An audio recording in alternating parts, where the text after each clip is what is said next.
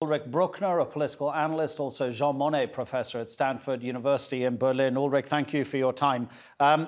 Does it make sense to you that they can't reach a collective agreement? Because surely if the worst case scenarios prove to happen and the world experiences an economic crash even worse than the Great Depression more than a century ago, the European Union is in danger of falling apart simply because the poorer countries will be in such a bad situation. Well, it is not a question if the member states of the European Union help each other and express solidarity.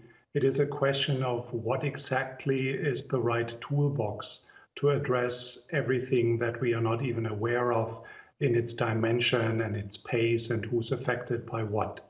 So what the ministers of finance have discussed on Tuesday is the toolbox, the amount, but it's also a question that has far-reaching consequences, both how fiscal policy in the way the European Monetary Union is constructed will change as a consequence, and it will have almost constitutional consequences for the very nature of the European Union.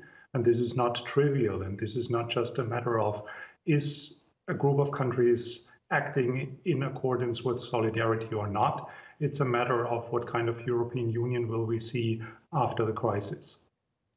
Oh, okay. Explain that to us a little bit more, because that's really interesting. You're saying that it's not a question of how much money is made available. Of course, the countries that need more assistance would like help from the richer nations, like Germany, for example, the Netherlands and France as well. The United Kingdom is not a member anymore. What would be the consequences of the package that is being discussed at the moment? And what are the countries who are against the package worried about in terms of the future consequences that you mentioned? Well, it sounds a bit theoretical or even philosophical to focus on a single tool in a very diversified toolbox that we have at hand already.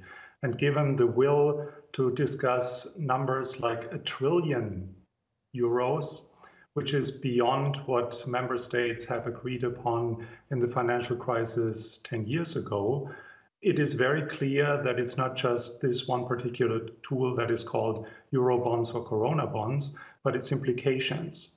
So far, the European Monetary Union is a construction in which we have a centralized monetary policy by the European Central Bank and decentralized fiscal policies for which all the member states are responsible. The moment we introduce a liability union in which the European Union together can be indebted and countries share something like a European credit card, will change the very nature of the EU, because then the question is, why is that legitimate and who's accountable?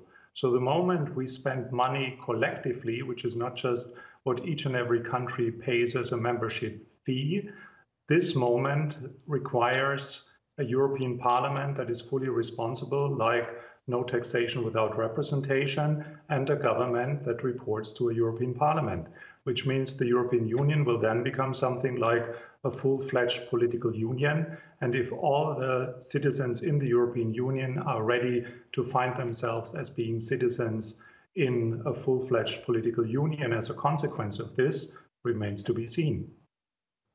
Ulrich, appreciate your time. Thank you so much. Ulrich Brueckner speaking to us from Dresden in Germany.